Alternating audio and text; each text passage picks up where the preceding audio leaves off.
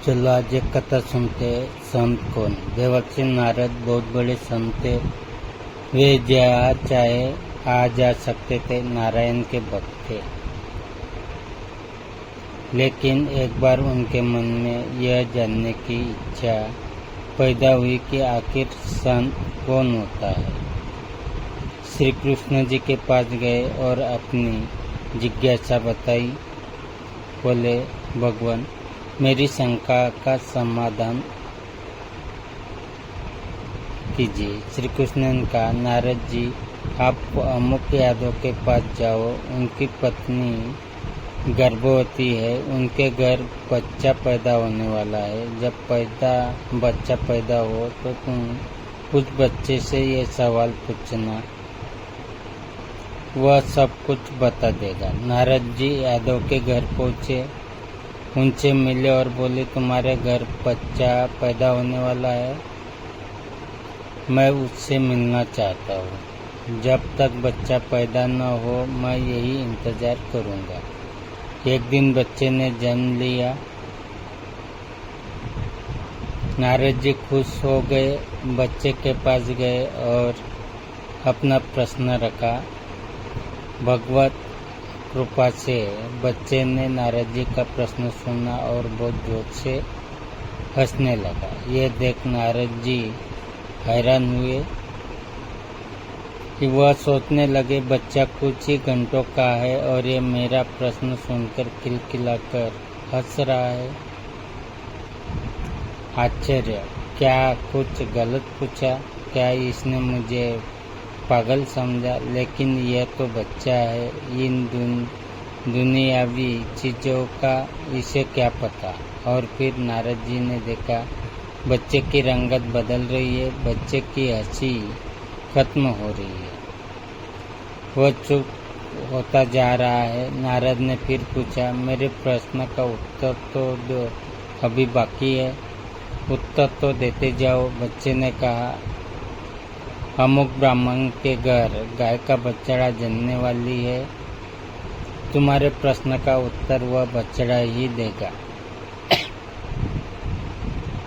वह सब कुछ जानता है। और यह कहते ही बच्चे ने प्राण त्याग दिए। ये देखकर नारद जी हैरान हुए।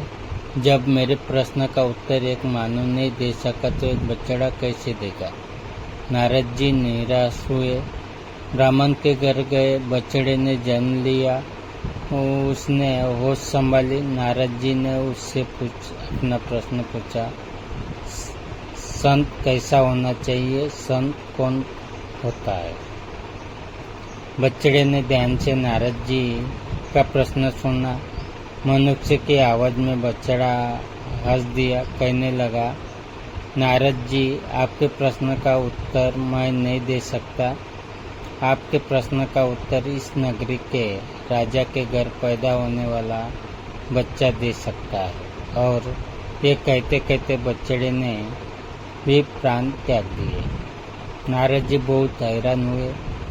वे सोचने लगे, यादव के बेटे ने मेरे प्रश्न का उत्तर नहीं दिया, ब्राह्मण की गाय के बछड़े ने मेरे प्रश्न का उत्तर नहीं दिया, दोनों ही मेरे प्रश्न का उत्तर देने से पहले ही मर गए। अब भला राजा का पुत्र क्या उत्तर देगा? कहीं वह भी मर गया तो मेरा प्रश्न अधूरा ही रह जाएगा, कभी उत्तर नहीं पा सकूंगा। फिर भी नारद जी राजा के घर गए। वाकई राजा के घर संतान पैदा होने वाली थी। नारद जी वही रुक गए। आखिर राजा के बेटे ने जन्म लिया। नारद जी शिशु के पास गए, अपना वही प्रश्न उसके सामने रखा, संत कैसा होना चाहिए? संत कौन होता है? प्रश्न राजा भी सुन रहा था, सोच रहा था, नारद जी के प्रश्न का उत्तर भला यह बच्चा कैसे दे सकता है।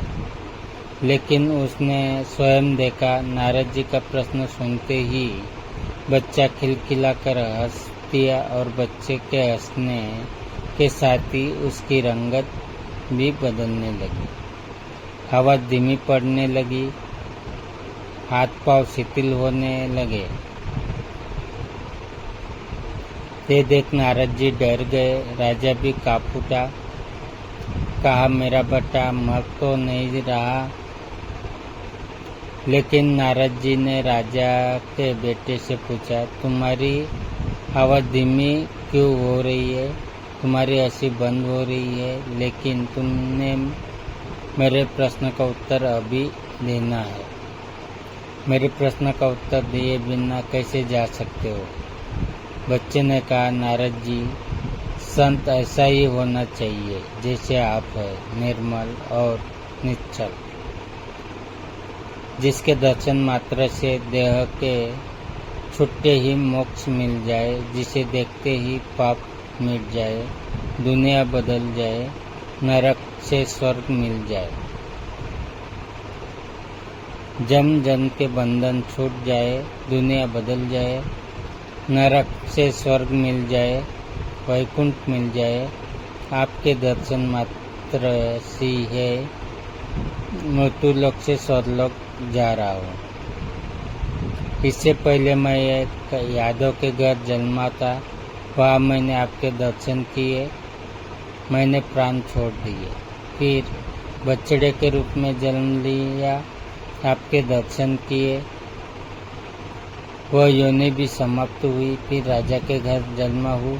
अब आपके दर्शन से ही मैं इस मृत्यु लोक से विदा हो रहा हूँ, वैकुंठ जा रहा हूँ। पिछले जन्म सभी मेरे थे, आपके दर्शन से सभी छूट गए, उनसे मुक्ति मिली, नए जन्म लिए, आपके दर्शन से अब मोक्ष मिल रहा है।